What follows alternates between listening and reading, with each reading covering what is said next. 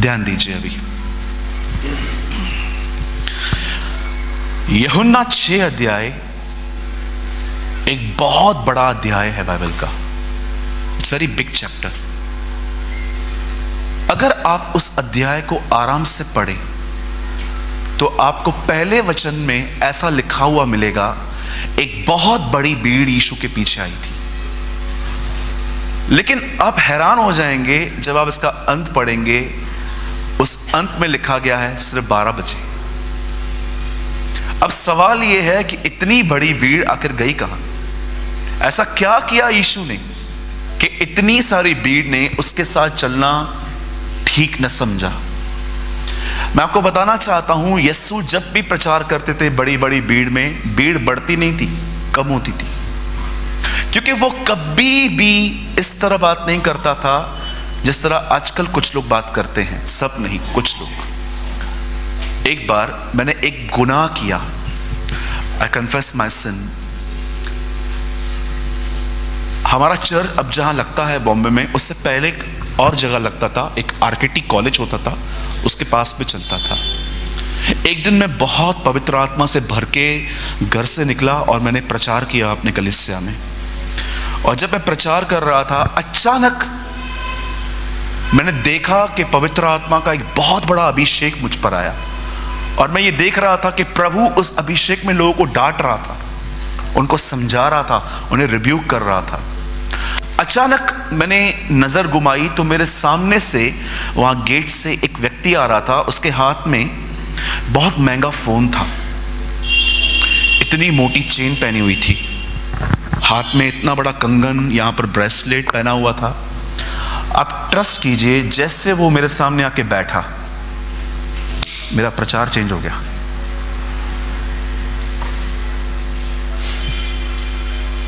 मेरी प्रीचिंग बदल गई। मैं सॉफ्ट बोलने लग गया। ओ ऐसा नहीं है, ऐसा करो ना, प्रभु आपसे प्रेम करता। पर पहले मैंने देखा मैं डांट रहा था। मैं अपने आप को समझ नहीं पाया कि जैसे मेरी नजर इस व्यक्ति पे गई, मेरा प्रचार हल्का क्यों हो गया।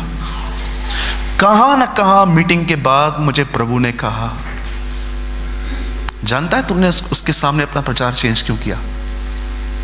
क्योंकि तू चाहता था वो बना रहे। क्योंकि अगर वो बना रहेगा तो तुझे सपोर्ट करेगा फाइनेंशियली और उससे चर्च चलेगी तेरी। ये मैंने सिन किया था आज से 4 साल पहले। आप ट्रस्ट कीजिए, ये नाक है, मैंने इसे नाक ऐसे जमीन पे रगड़े थे, प्रभु मुझे माफ कर। मैंने क्यों इंसान को देख के प्रचार किया? मुझे जो आपने कहा था मुझे वही कहना था, पर मैंने क्यों ह्यूमन को देख के बात की? ये गलत है प्रभु। यीशु बिल्कुल ऐसे ही चलते थे। वो कभी भी इस बात से डरते नहीं थे कि वो कौन सुन रहा है कौन नहीं। जब वो 8 दिन का था और उसके खतने के दिन उसके लिए ये भविष्यवाणी हुई थी, उसने एक बूढ़े अंकल ने, शिमोन ने उसे उठा के कहा, यह बालक बहुत से उठने और गिरने का कारण होगा, कि जब ये सेवकाई चालू करेगा तो इसकी सेवकाई से कुछ लोग जो सच में खुदा के साथ जीना चाहते हैं वो रेस्ट होंगे, पर जो सिन में चलते हैं वो उनको नीचे ले जाएगा। आप जानते हैं यूहन्ना 6 अध्याय एक ऐसा चैप्टर है बाइबल का जो स्टार्ट होता है, a great multitude follow him, एक बहुत बड़ी भीड़ उसके पीछे होली। पर अगर आप अंत पढ़ें तो आपको पता चलेगा कुछ ही लोग रह गए।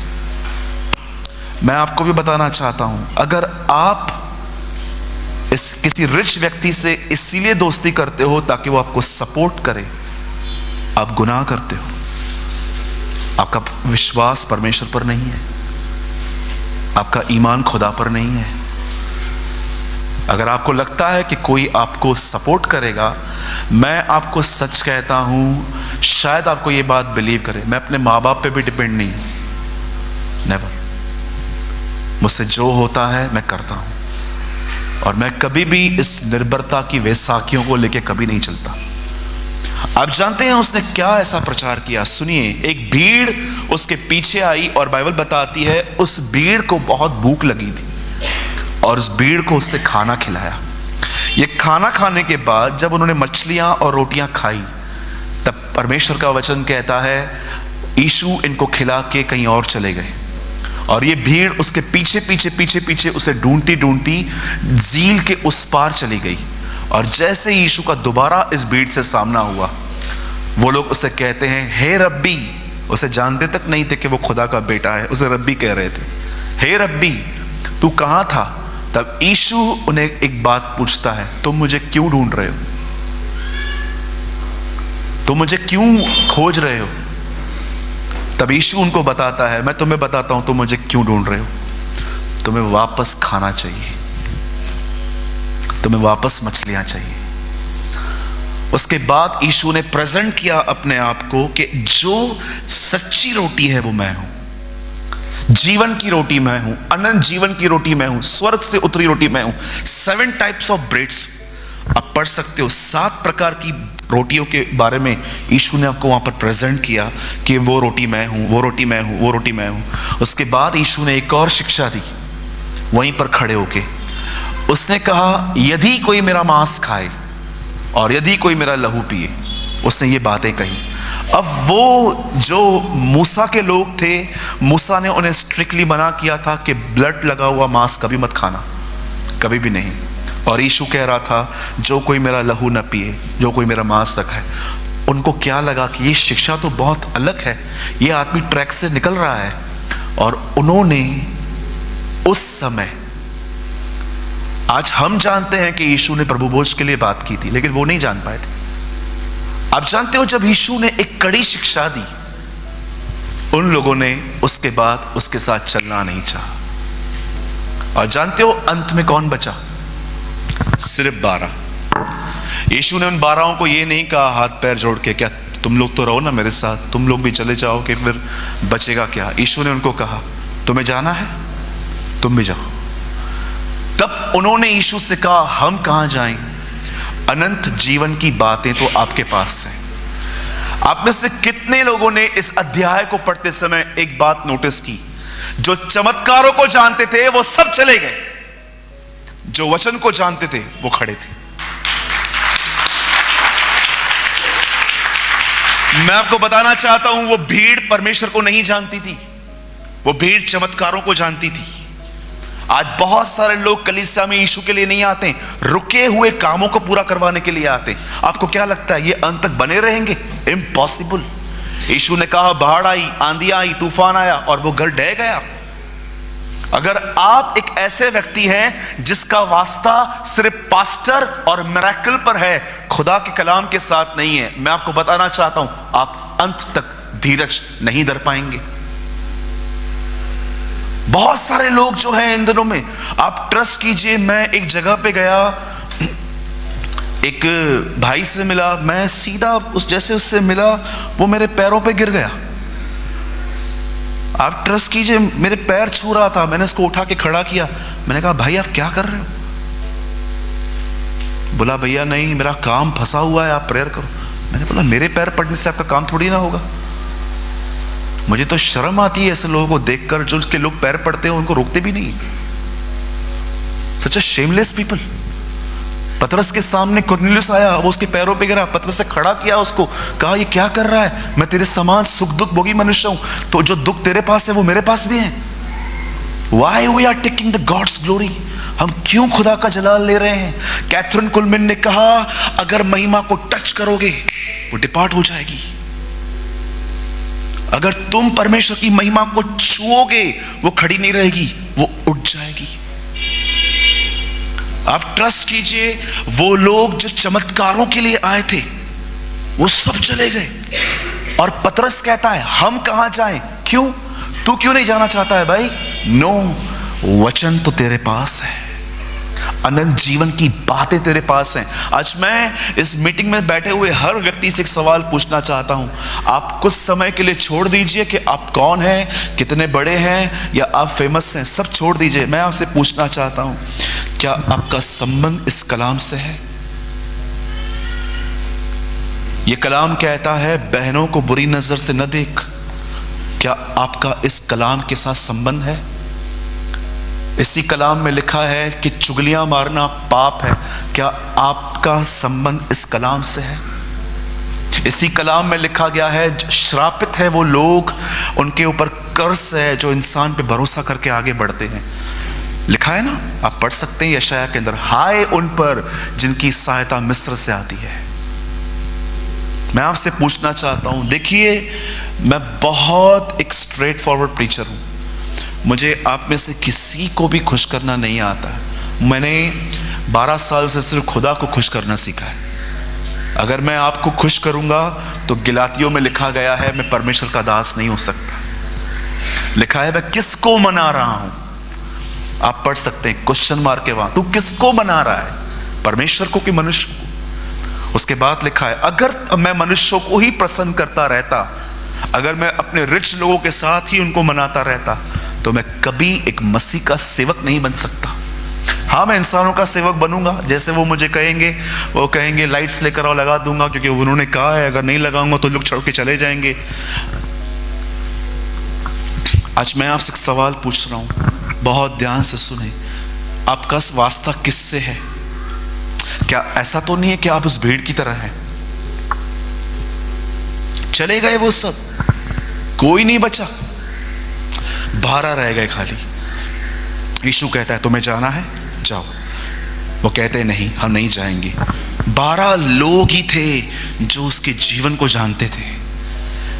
भजन संहिता में एक वचन लिखा गया है, God reveal his miracle on the sons of Israel. उसने अपने काम इज़राइल के ऊपर प्रकट किए, पर उसने अपनी गति मूसा पे प्रकट की, उसने अपने रास्ते मूसा को सिखाए। चमत्कारों से अधिक परमेश्वर के रास्तों को जानने की कोशिश करें कि परमेश्वर कैसे चलता है, उसके साथ चलना सीखें। द बाइबल सेज परमेश्वर आदम के साथ ठंडे समय में एवरी इवनिंग वहां आता था, और मैं आपको बताना चाहता हूं वो संगति बैठ के नहीं, हमेशा चलकर होती थी। आप पढ़ सकते हो, परमेश्वर आदम के साथ वहां चलता था। आप जानते हो इस संसार की पहली संगति चलते हुए होती थी, बैठे हुए नहीं। परमेश्वर आदम के साथ चलता था, वो उसे सिखाता था कि कैसे चला जाता है। अगर आप प्रभु के पास किसी काम को करवाने के लिए आए हो, मैं नहीं कहता हूं ये गलत है, अगर आपने इस तरह भी शुरुआत की है और करना भी चाहते हैं, इसमें गुनाह नहीं है। पर मैं आपको बताना चाहता हूं, कब तक हम सिर्फ उसके पास कामों के लिए ही आएंगे? कब हम मैच्योर बनेंगे? हमारे चर्च में एक बहन आई, उनका अपने पति के साथ बहुत तू मैं होता रहता है। वो हमारे ऑफिस में आई, बोला भैया मेरे हस्बैंड को आप समझाते क्यों नहीं हो, चर्च में तो आता है, बैठा रहता है आपके सामने, घर के अंदर इसका नेचर ही कुछ और है, वगैरह वगैरह, कंप्लेनिंग। मैंने बोला रुको, अपने पति को भी बुलाओ। सामरी स्त्री को यीशु ने क्या कहा, जा अपने पति को बुला के लेगा। दोनों आ गए सामने। तो मैंने उनसे पूछा अभी बताओ क्या प्रॉब्लम है?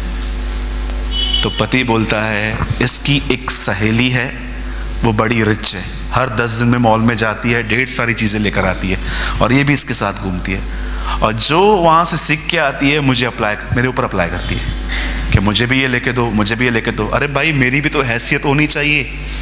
तो मैं उस बहन को गुस्से में देख रहा था। मैंने कहा उसमें क्या गलत है, उस बेचारे की जितनी हैसियत होगी वो उतना करेगा ना आपके लिए। ऐसा थोड़ी ना है कि आप किसी और को देखकर आते हो तो हर व्यक्ति वैसी कैपेसिटी रखता है, ऐसा तो है नहीं। आप ट्रस्ट कीजिए, उस बहन ने जानते क्या कहा उसके बाद, हमें प्रभु में आए हुए 7 साल हुए हैं, हमें क्या मिला है? मैंने कहा इधर आ भाई, इधर आ जाओ, इधर आ जाओ। बोला 7 साल हुए हैं, अभी तक हम तकलीफ में हैं। मैंने कहा मुझे बिलीव नहीं हो रहा है कि आप 7 साल से मेरे कलीसिया में हो और ऐसी लैंग्वेज यूज कर रहे हो। आप ट्रस्ट कीजिए, मुझे 7 साल ही हुए हैं चर्च स्टार्ट किए हुए।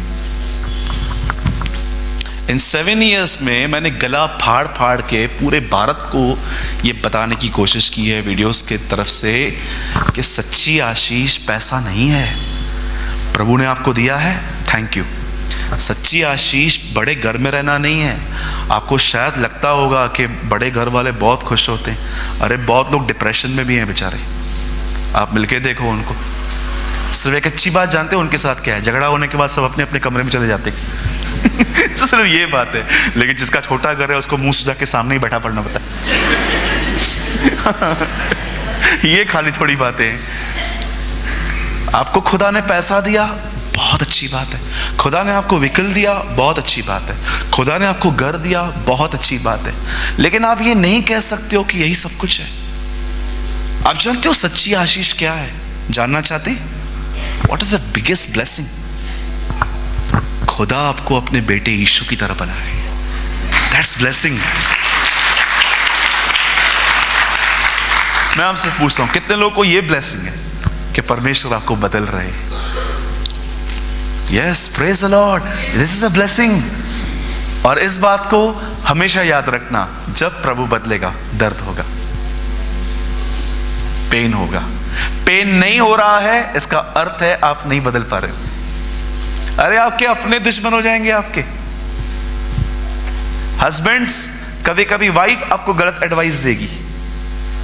मेरी बहनों, कभी कभी आपका पति भी आपको नहीं समझेगा। परमेश्वर जब आपको अपने तरह बनाना स्टार्ट करेगा, मैं आपसे कोई बात नहीं छुपाऊंगा। जो सच है वो सच है। आप मानो आपकी मर्जी, नहीं मानो आपकी मर्जी। जब खुदा आपको बदलेगा, थोड़ा दर्द होगा। यीशु ने कहा, वचन के कारण कलेश आएगा। चलो मैं आपको बोलता हूं, एक व्यक्ति है जिसने आपका पैसा खाया है। मैं आपको बोलता हूं, जाओ इससे प्यार करो। प्यार करो, मारो नहीं इसको। कुछ दुख ऐसे, कुछ वचन पर चलने से दुख होता है। मुझे आज भी याद है, एक आदमी ने मेरे 35,000 रुपए खा लिए थे और मुझे प्रभु ने कहा, मोंजनीस की पेस्ट्रियां लेके इसको देकर आ। मैंने कहा, शैतान, आई rebuke your voice in Jesus name. मेरे को लगा डेविल बात कर रहा है। मेरे एक फ्रेंड थे, उन्होंने मुझसे पैसे लिए थे। बोला मैं दे दूंगा। उन दिनों में मैं इतना मैच्योर नहीं था, लोगों की इनर लाइफ को मुझे डिसर्न करना नहीं आता था कि ये फ्रॉड है कि सच है। तो मैंने इमोशंस में बह के उसको पैसे दे दिए, और मैंने भी किसी और से लिए थे और मैंने उनको दे दिए। 2-4 महीना दिखाई नहीं, फिर फ़ोन भी उठाना बंद कर दिया, फिर मैसेज का रिप्लाई भी नहीं, फिर ब्लॉक लिस्ट में डाल दिया। और एक दिन मैं प्रभु को बोल रहा था, प्रभु अगर तू है तो ऐसे लोग क्यों जिंदा हैं? प्रभु ने कहा, तेरे जैसे मूर्खों की वजह से। मैंने कहा, मैं क्या किया? मैंने तो पैसा दिया। मेरे से पूछा। सोचो, गुमराह पुत्र जब अपने बाप का घर छोड़कर गलत कामों में गया। मैं आपको एक एग्जाम्पल देता हूँ। पास्टर रंजन जी यहाँ बैठे हैं, अंकल मुबारक जी बैठे हैं, भाई आवेश बैठे हैं। ये तीनों उस लड़के को देखते, ये लड़का ज़मीन पे लेटा हुआ है। पास्टर रंजन जी बोलते, बेटा तेरे को क्या हुआ? अंकल भूख लगी है। ठीक है, मैं कुछ ले आता हूँ। अंकल जी बोलेंगे, रुक जा, मैं तेरे लिए कंबल लेके आता हूँ। यावेश भाई बोलेंगे, मैं बिस्लरी का बॉटल लेके आता हूँ, खा पी और सो। और आप ये सब देने के बाद उसको बोल रहे हो, सालों तक हम तेरे लिए करते रहेंगे। मुझे एक बात बताइए, अगर आप तीनों इस लड़के की हमेशा मदद करोगे, तो क्या कभी ये बाप के पास लौटेगा? बोलेगा सब मिल रहा है। परमेश्वर कई बार अलाउ करता है कि आपको धोखा मिले, ताकि आप उसकी ओर फिरें, ताकि आप उसकी तरफ टर्न हो, इंसानों पर निर्भर न रहें। मैं एक सिंपल बात आपको कहना चाहता हूं, आपका संबंध परमेश्वर के वचन के साथ होना चाहिए। अगर ये नहीं है तो मैं आपको एक और वाक्य कहूंगा, आप बहुत खतरनाक परिस्थिति में हो। You are in dangerous. मैंने अपनी लाइफ एक ही चीज से बांध के रखी है। मैं मैरिड हूं, पर मैं अपने घर के साथ भी बाउंड नहीं हूं। मैं कमाता हूं, मैं काम करता हूं, हर दिन मैं ड्यूटी देता हूं अपनी। हर एक तारीख को मैं अपने घर में पैसे देता हूं, ताकि मेरे माँ बाप, मेरी वाइफ और जो भी इनकी ज़रूरतें सब पूरी होनी चाहिए। पर फिर भी मैं बाउंड नहीं हूं। मैं सिर्फ और सिर्फ एक चीज़ से बाउंड हूं इन दिनों में। नो डाउट मैं अपनी सारी जिम्मेदारियां फेथफुली निभाता हूं घर पे। अगर आज भी मैं यहाँ पर आया हूँ तो मैंने अपना काम किसी विश्वास योग्य व्यक्ति को सौंपा है। मैं आपको बताना चाहता हूँ, मैं एक ही चीज़ से बाउंड हूँ कि मुझे पता है कि मेरा खुदा बहुत जल्द लौटेगा और मैं उसके लिए तैयार हो जाऊं। That's it. और किसी चीज से मैं बाउंड नहीं हूं। मैं आपको बताना चाहता हूं, मिनिस्ट्री मुझे मिल रही है, मैं कर रहा हूं, पर गॉड इज माई विटनेस, मैं मिनिस्ट्री करने की भी इच्छा नहीं रखता, नहीं रखता हूं, कभी भी नहीं। अगर आज मैं यहां पर आऊं और मुझे यावेस भाई वहाँ से कान में बोलें, भाई आई एम सो सॉरी, एक और स्पीकर आए हैं, आपको 4 दिन हमारे बीच में ऐसे ही रहना पड़ेगा, I am sorry, next time कोई मीटिंग ऑर्गेनाइज कर देंगे आपके लिए, लेकिन एक बहुत अच्छे प्रचारक आए हैं, आप भी उनको सुनो बैठ के, और इस बार आपकी मीटिंग नहीं करवा रहे हैं। Brother, no problem, no issue, I promise you, मैं 4 दिन इसी बेंच पे बैठ के उनका वचन सुनूंगा। मैं किसी चीज का गुलाम नहीं हूं प्रभु के अनुग्रह से, किसी का भी नहीं, न पैसों का न किसी और चीज का। एक मैं आपको हमेशा कहना चाहता हूं, जो कहता आया हूं, मसीह के गुलाम बनो। हर पत्री की शुरुआत इस तरह हुई, पौलुस कहता है मैं परमेश्वर का दास, I am servant, bond servant लिखा है एक ट्रांसलेशन में, बॉन्ड सर्वेंट। जन्म ही मेरा उसके अधीनता में होने के लिए हुआ। अदरवाइज मैं आपको मैं एक सच बात बताऊं, बॉम्बे की बात है ये। एक ग्रुप था जो चर्च में वर्शिप करते थे। एक पास्टर ने अपने चर्च के उन लोगों को कहा कि शाम को तैयार रहो, आप लोग की वर्शिप है। और उस पूरे ग्रुप ने बड़ी मेहनत करी, बहुत मेहनत की उन्होंने, वो रेडी हो गए, पर शाम को किसी वजह से उनकी वर्शिप नहीं हुई, किसी और बैंड ने वर्शिप की। आप ट्रस्ट करें या ना करें, उस ग्रुप ने चर्च छोड़ दिया। और वो मुझसे मिले, बोला हमारे साथ ये हुआ, आप हमारे पास्टर को समझाओ। मैंने कहा नो, आप लोग गलत हैं। बोला क्यों? मैंने कहा आप लोग सिर्फ मिनिस्ट्री के पीछे हो, खुदा के पीछे नहीं हो। मैं आपसे पूछना चाहता हूं, कल अगर आप में से जितने लोग बैठे हैं, कुछ लोग डिफरेंट चर्चेस से होंगे, कल आपका पास्टर आपको सेवा न दे, चर्च छोड़ दोगे? हम लोग क्या मिनिस्ट्री के लिए चर्च जा रहे हैं? प्लीज खुदा के लिए जाओ, प्रभु के लिए जाओ, उसके वचन के लिए जाओ, तैयारी के लिए जाओ। याद रखिए, यीशु ने कभी भी हमें समयों और कालों को ढूंढने की जरूरत उसने कभी भी नहीं कहा कि मेरी सीजन्स को जांचने की कोशिश करो, मैं कल आऊंगा, कब आऊंगा। उसने हमेशा कहा तैयार रहो, ऑलवेज बी रेडी।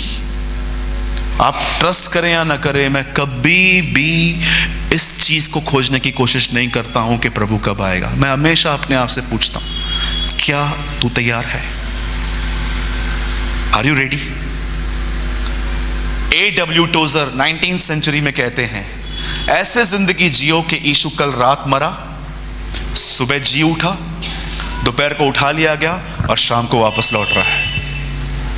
उन्होंने कहा कि जिंदगी जीनी है तो इस तरह जियो कि यीशु कल रात में मरा, सुबह जी उठा, दोपहर में उठा लिया गया और शाम को वापस आने वाला है।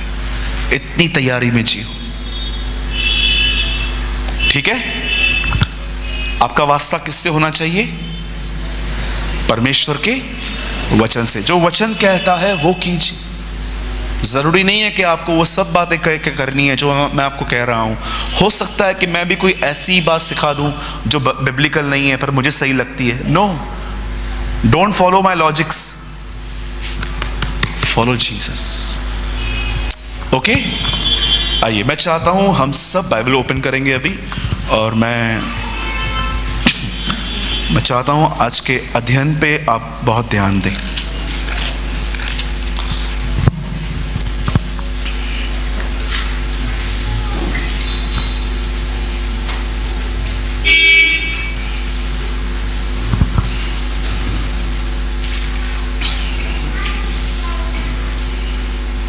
इब्रानियों की पत्री और उसका 10वां अध्याय, the book of Hebrew chapter 10।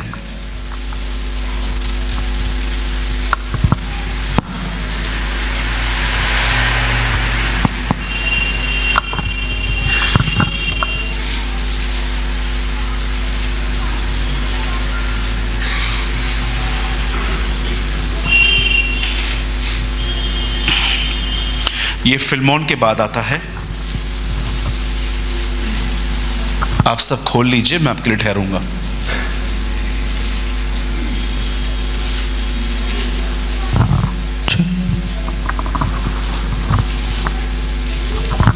इब्रानियों की पत्री और उसका 10वां अध्याय, चैप्टर 10, और प्लीज हम पढ़ेंगे 35। इसलिए अपना हियाव न छोड़ो, क्योंकि उसका प्रतिफल बड़ा है। किसी के पास इंग्लिश बाइबल है? जिसके पास है हाथ उठाएं। Please read 10:35 Hebrew. Great reward, एक महान पुरस्कार। और जिनके पास बाइबल है आप हाथ उठाइए। ओके, जो नहीं लेकर आए नो प्रॉब्लम, जो लेकर आए हैं लंबा हाथ उठाइए। Okay, praise the Lord. मेरी विनती है आप जो नहीं लाए हैं अगली बार जरूर लाइए। और जिनके पास बाइबल है, हम सब इस वचन को मेरे 3 गिनने पर अपनी अपनी बाइबल में एक बार जोर से पढ़ेंगे। 1 2 3।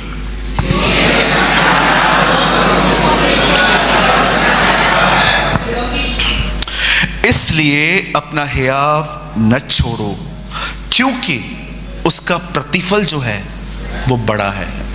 ठीक है, great reward, right sir, great. अब ध्यान दीजिए, इब्रानियों की पत्री एक ऐसी पत्री है जो एक ऐसे ग्रुप को लिखी गई थी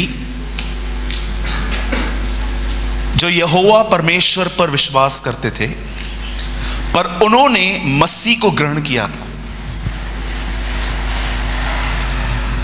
आप समझते, बहुत सारे जो लोग हैं वो जीसस को इक्वल नहीं समझते, लेकिन एक ऐसे लोग थे जो परमेश्वर और उसके पुत्र यीशु पर विश्वास करते थे, पवित्र आत्मा पे बिलीव करते थे। अब सुनिए, जब तक ये लोग परमेश्वर को मानते थे तब तक इनके ऊपर कोई सताव नहीं था, पर जब उन्होंने यीशु को प्रभु जान के ग्रहण किया, तकलीफें स्टार्ट हो गई।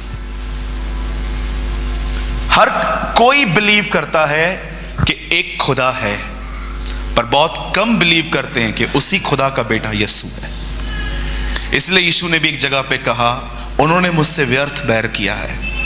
हर कोई बिलीव करता है। आप इस हॉल से बाहर निकल के किसी से भी पूछ लो कि आप बिलीव करते हो एक परमेश्वर है? यस, बिल्कुल है। क्या आप ये बिलीव करते हो उसी परमेश्वर का नाम यीशु है? सब नहीं करते। ये एक ऐसा ग्रुप था जो ये बिलीव करता था कि यीशु परमेश्वर का बेटा है, और इस वजह से उनके ऊपर बड़ा सताव था। आप इस पत्री के अंदर आप आराम से पढ़ें तो इन्हें बहुत इनकरेज किया गया था, और ये काफी मैच्योर लोग भी थे। और इसी पत्री के अंदर इब्रानियों का लेखक एक बात कहता है, और वो कहता है, बहुत सारे लोग कहते हैं कि इब्रानियों की पत्री पौलुस ने लिखी है। मैं नहीं मानता हूं, क्योंकि हमेशा पौलुस तीमुथियुस को अपना बेटा कहता था, लेकिन इस पत्री में वो अंत में कहता है, तीमुथियुस हमारा भाई जेल से छूट गया।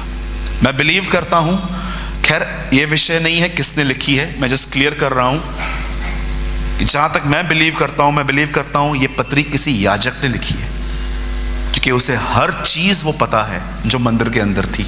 उसको वहां का फर्नीचर तक पता है कि कौन सी चीज कहां कहां पड़ी है, वो सब एक्सप्लेन करता है।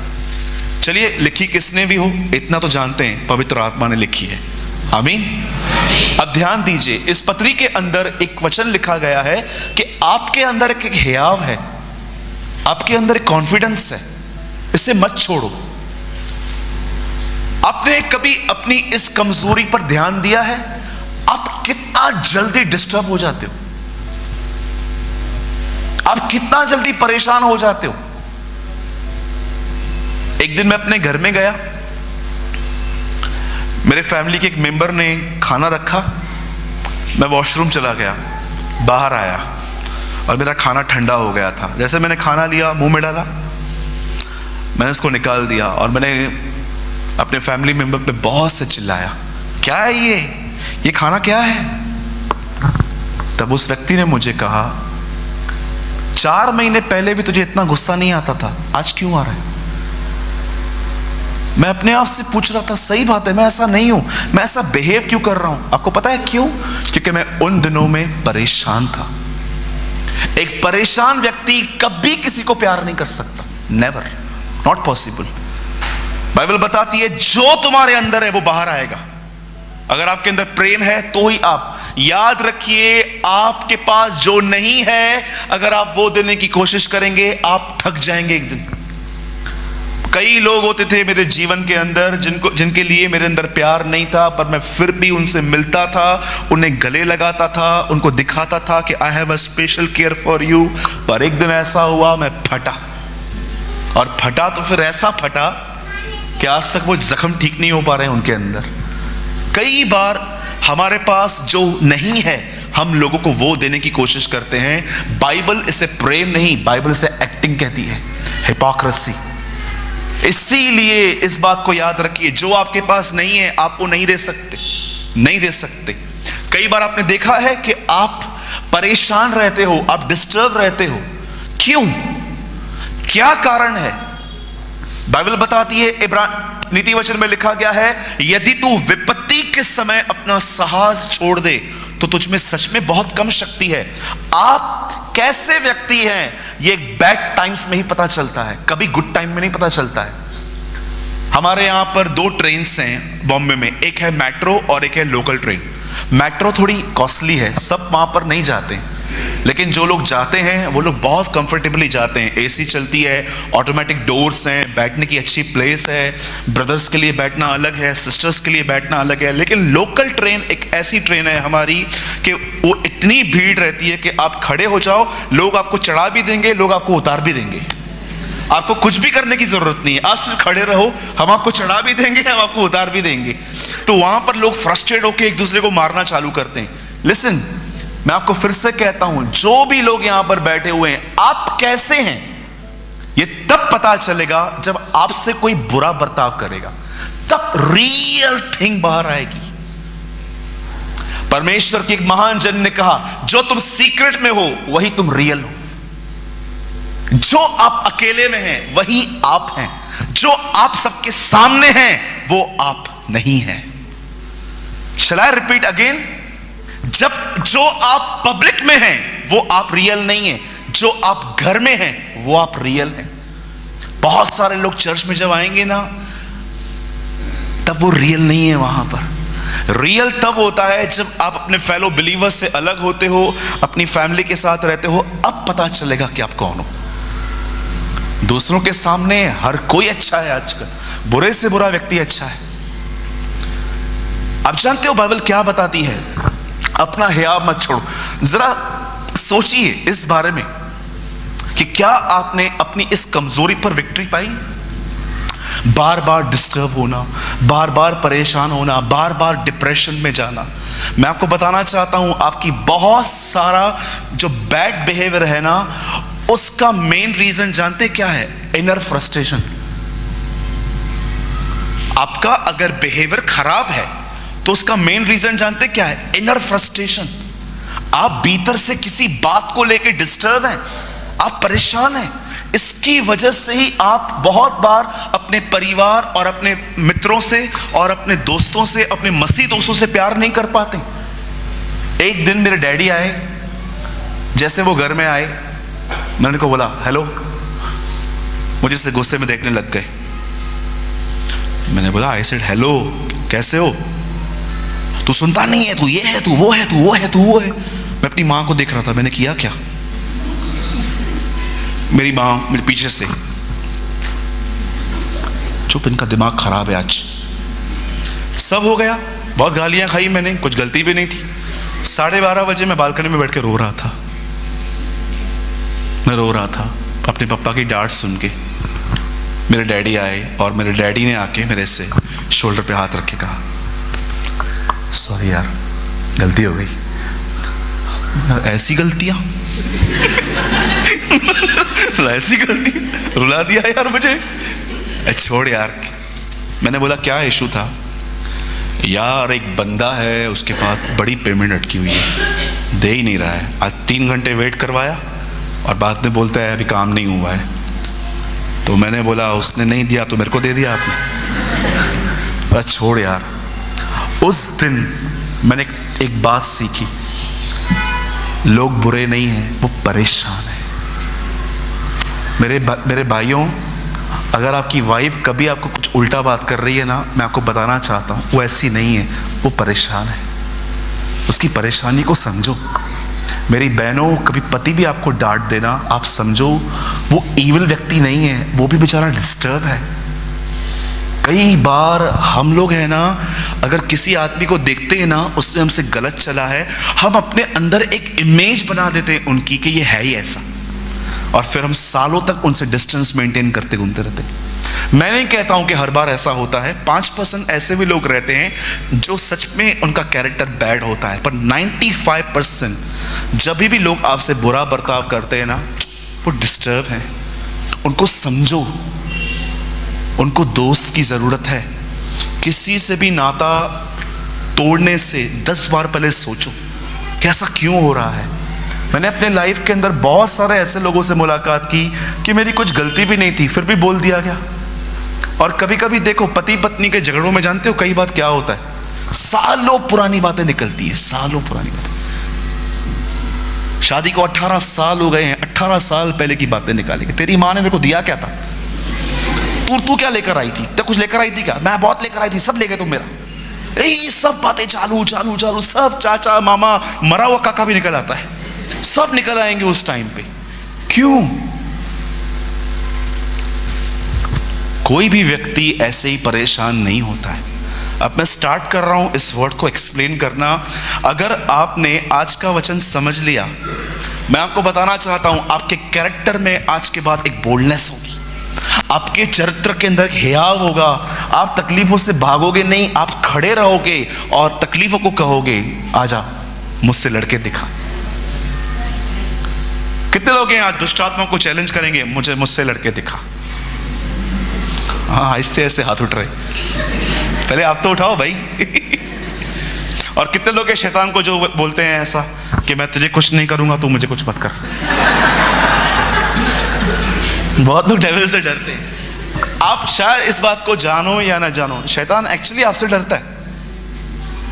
आप बिलीव करते? आपके यस में भी दम नहीं है। हाँ, देखिए अंकल ने कहा। बोलो अपने बाजू वाले को, भले घर वाले तुझसे डरे ना डरे, लेकिन शैतान तुझसे डरता है। बोलो बोलो। डेविल आपसे डरता है। चलिए, हंसते भी हैं आप लोग, अच्छा लगा आप लोगों को हंसते देख। ध्यान दीजिए, बाइबल ऐसा बताती है कि एक समय था जब सब न्यायी मर गए थे, सब जजेस मर गए थे। अगर आप जजेस की किताब पढ़ोगे तो आपको पता चलेगा इजरायलियों के टोटल 13 से 14 जजेस रहे थे। उसमें शिमशोन रहा था, दबोरा रही थी, बहुत सारे अलग अलग लोग रहे थे। ठीक है, बाइबल बताती है सब जजेस खत्म हो गए, न्यायी लोग मर गए। न्यायियों का मतलब जानते क्या होता है? ऐसे लोग जिनके पास आप अपने मुकदमे लेके जा सकते थे, वो मर गए। और बाइबल बताती है इजरायलियों ने परमेश्वर को कहा, हमें एक नबी चाहिए, हमें कोई चाहिए जो हमारे ऊपर हो। तब बाइबल बताती है उन दिनों में शमूएल एक प्रॉफिट था, उसके पास जाके वो कहते हैं कि खुदा को बोल के हमें एक बादशाह दे, हमें एक राजा दे। और बाइबल ऐसा बताती है कि परमेश्वर ने इजरायलियों को एक राजा दिया, उसका नाम था शाऊल। और बाइबल ऐसा बताती है शाऊल की शुरुआत बहुत अच्छी थी, बहुत हम्बली स्टार्ट किया था उसने। आप देखोगे तो वो व्यक्ति राजा बनना चाहता ही नहीं था। जब भी उसके राजा बनने की बारी आई तो सब लोग उसे ढूंढ रहे थे, वो मिल नहीं रहा था। मैं आपको सच कहता हूं, हमें जीवन भर ऐसे बने रहने की जरूरत है। हमेशा भागो, जहां पर भी आपको फेम मिलता है ना, नेम मिलता है, वहां पर खड़े ही मत रहो। मैं आपको सच्ची बताता हूं, मैं आपको ये बताते हुए मुझे सच में बोलता हूं, मुझे मजा नहीं आ रहा है, पर मुझे दुख होता है। मैंने कितनों को देखा था एक बहुत बेहतरीन शुरुआत करते हुए, पर आज उनका जो अंत हो रहा है वो बड़ा बुरा हो रहा है। पौलुस कहता है एक जगह पे कि तुम क्या कर रहे हो, आत्मा से शुरू करके अब शरीर पे अंत कर रहे हो। एक व्यक्ति की शुरुआत कैसे हो रही है उससे इंपॉर्टेंट यह है कि वो फिनिश कैसे कर रहा है। यीशु मसीह को देखिए, क्या ग्लोरियस फिनिश थी उसकी क्रॉस पे। उसे परमेश्वर को कहा पूरा हुआ, उसे पूरा किया। कई बार हम जब मसीह में आते हैं, स्टार्टिंग में हम लोग बहुत हम्बल होते हैं, लेकिन आहिस्ते आहिस्ते जब हमें नॉलेज मिलता है, बड़े बड़े लोगों से हमारे कांटेक्ट होते हैं, मैं इसको जानता हूँ, मैं उसको जानता हूँ, मैं बाइबल का ये आयत जानता हूँ, मैं वो आयत जानता हूँ, तब हम लोग अपनी रियल पोजीशन से ड्रिफ्ट होते हैं। नो डाउट हम चर्च में बने रहते हैं, नो डाउट हम सब कुछ करते हैं, पर मैं आपको बताऊं, एक समय ऐसा भी आ जाता है जब आपको कोई सिखाना चालू करे ना, तो आपको तकलीफ होती है कि आप मुझे क्यों सिखा रहे हो। यह साइन है कि आप अपनी रियल पोजीशन से बाहर आ गए।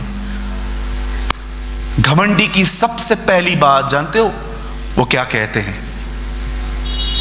मुझे सब पता है, मुझे मत सिखाओ। ये उनकी पहली निशानी होती है। एक नम्र व्यक्ति की निशानी जानते क्या होती है? वो सीखने के लिए हमेशा एक विद्यार्थी बना रहता है। आज आप बहुतों को देखो, स्पेशली पुराने लोगों से देखो, जो पुराने हैं, जिनका जन्म ही मसीह परिवारों में हुआ है, आप उनको सिखा के दिखाओ, नहीं सीखेंगे। वो बैठे भी रहेंगे ना, अंदर ही अंदर आपका न्याय करेंगे, हैं ये आया है मुझे सिखाने के लिए, मेरे को सब आता है। कितनी गलत स्पिरिट है ये, कितनी रॉन्ग है ये। बाइबल बताती है यदि तू भटकना चाहता है तो सिर्फ एक काम कर, शिक्षा को सुनना बंद कर दे। आप जानते हो प्रोवर्ब्स में एक वचन लिखा गया है, यदि तू भटकना चाहता है तो सिर्फ एक काम कर, शिक्षा को सुनना बंद कर दे। इसीलिए नीति वचन के 31 अध्याय हर जगह पे चिल्ला चिल्ला के कहते हैं, हे मेरे बेटे सुन, मेरी बातों पर कान लगा, क्योंकि परमेश्वर जानता था इंसान के अंदर सीखने की इच्छा बहुत कम, सिखाने की इच्छा बहुत है। You know, they have, some people have a tremendous lust, सिर्फ teach teach teach teach teach करना। मैं आपको बताना चाहता हूं, यह आपकी बैकस्लाइडिंग की निशानी है। मैं आज भी कई बार जो बातें मुझे समझ में नहीं आती हैं, मैं उनसे जो मुझसे पहले बिलीव में आए थे, जो मुझसे पहले प्रेरित हैं, मैं उनके पास जाके बैठता हूं और मैं उनको कई बार बोलता हूं कि अंकल मुझे ये समझ में नहीं आ रहा है, क्या आप मुझे समझा सकते हो? क्या होगा? क्या वो ये सोचेंगे कि YouTube पे लाखों लोगों को प्रचार करने वाला व्यक्ति मुझसे आ रहा है, उसको जो सोचना है सोचने दो, मैं क्यों अपनी ग्रोथ रोकूं? आप जानते हो शाऊल की शुरुआत कितनी ऑसम हुई थी। जवानों, यहां पर जितने यूथ बैठे हो, मैं आपको रिक्वेस्ट करता हूं, सीखना कभी बंद मत करना। आप कितने भी पुराने क्यों ना हो जाएं, आप 60-70 के भी क्यों ना हो जाएं, सीखना कभी बंद मत करना। ऑलवेज बी हम्बल, जमीन से जुड़े हुए रहो, आपको सक्सेस मिलती है ना। यू नो, एक दिन क्या हुआ, नोहा ड्रिंक करके अब एक प्लेस पे गया और से पूरे कपड़े उतार दिए। मैं बिलीव करता हूं इट्स अ प्राइड, ये घमंड था कहां ना कहां कि चलो आज जश्न मनाएंगे। कहां ना कहां नोहा को इस बात का प्राइड आ गया कि मैं ही वो व्यक्ति हूं जिसकी वजह से सब लोग बचे हैं, जानवर बच गए हैं। जब भी लोग आपको सराहते हैं ना, मैं आपको सच कहता हूं, बहरे हो जाओ उस समय, क्योंकि होगा जानते हैं क्या, अगर आपके अंदर अपनी एक प्रेस्टीज, अगर आप अपनी इमेज मेंटेन करने के पीछे हैं, मैं आपको बताना चाहता हूं, एक दिन मेरी बड़ी बहन है, उनका नाम कंचन है, she is my elder sister.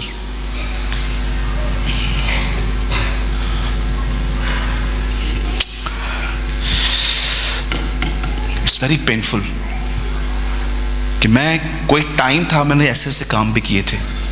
एक दिन मेरी बहन के साथ मेरा जम के झगड़ा हुआ। मैं उन दिनों में भी पास्टर था, प्रचारक था, और जानते हो मेरी बहन ने झगड़े में मुझे क्या बोला, आज के बाद मैं तेरे चर्च में नहीं आऊंगी। मेरे को धक्का लगा। जानते हो मैंने अपनी बहन को क्या कहा? उसके पैरों पे गिर के, प्लीज ऐसा मत कर। आपको पता है मैं क्यों अपनी बहन को चर्च आने के लिए मना रहा था? इसलिए नहीं कि मुझे दुख था कि मैंने उसको हर्ट किया, इसीलिए कि चर्च नहीं आएगी तो लोग पूछेंगे क्यों नहीं आई, तो मुझे बताना पड़ेगा कि मैंने उससे झगड़ा किया और मेरी इमेज खराब होगी। मैं इतना कितना बड़ा पाखंडी था कोई समय में। I was a hypocrite. मैं इस तरह जिंदगी जी रहा था। कोई समय था 5 साल पहले। कितनी गलत बात है कि मुझे पछतावा नहीं है कि मैंने खुदा को धोखा दिया है, पर मुझे डर है कि लोगों के अंदर मेरी इमेज खराब ना हो। आज लोग स्टेटस मेंटेन कर रहे हैं हर जगह पे, ताकि वो लोगों के सामने अच्छे बने रहें। मैं आपको कहता हूं, स्टेटस नहीं, कैरेक्टर मेंटेन करो, स्टेटस बना रहेगा। क्योंकि लोगों ने बहुत स्टेटस बना लिए, कैरेक्टर पे ध्यान नहीं दिया। उनके कैरेक्टर की वजह से उनका स्टेटस भी खत्म हो गया। मैं अपनी बहन को इसलिए मना रहा था, कंचू ऐसा क्यों कर रही है, चर्च तो चल, नहीं आएगी तो लोग मुझसे पूछेंगे तेरी बहन क्यों नहीं आई, अपने परिवार को नहीं संभाल पा रहा है, हमको क्या संभालेगा। लोगों के ताने जो अब तक दिए भी नहीं है उन्होंने पहले से ही सुनाई दे रहे थे मुझे। This is a hypocrisy. ये एक ढोंगीपन है, ये मसीहत नहीं है, ये पाखंडीपन है। बाइबल बताती है। एक दिन एक प्रकाशित वाक्य में लिखा है, एक स्वर्गदूत नीचे उतरा और उसने पृथ्वी पर खड़े होकर कहा, हे परमेश्वर के लोगों, परमेश्वर से डरो, फियर गॉड। अब क्यों किसी के सामने अपनी इमेज बनाना चाहते हो? शाऊल ऐसा नहीं था जब उसने शुरुआत की, वो राजा बनना ही नहीं चाह रहा था। याद रखिए इस बात को, अगर आप एक नम्र व्यक्ति हो ना, परमेश्वर आपको वहां ले जाएगा जहां का सोच भी नहीं सकते। और याद रखिएगा, अगर आपने अपना वो चरित्र छोड़ दिया नम्रता का, आप कहां आके गिरेंगे ये आपको भी नहीं पता है। क्या कहा यीशु ने जब चेले दुष्ट आत्मा निकाल कर आए?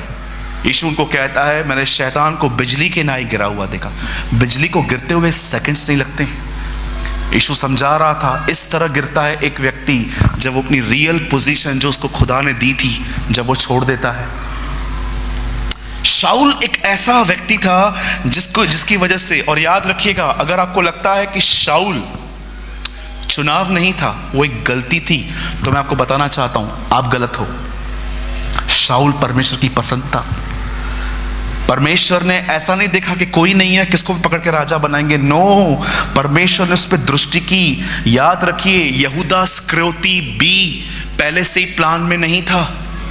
ऐसा लिखा गया है 12 चेलों के नाम में, लिखा है यहूदा इस्करियोती। ऐसा नहीं लिखा है कि जो उसका पकड़वाने वाला था, लिखा है जो उसका पकड़वाने वाला बना, became a trader।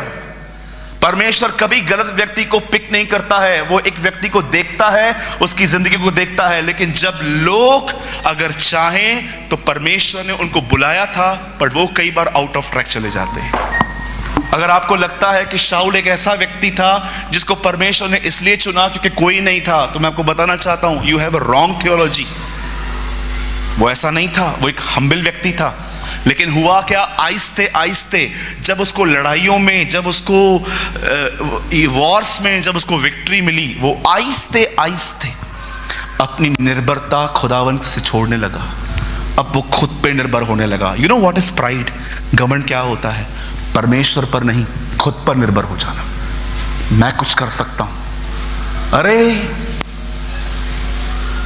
You know, कभी कभी कुछ लोग को आप बोलोगे ना, ये काम कर देगा क्या,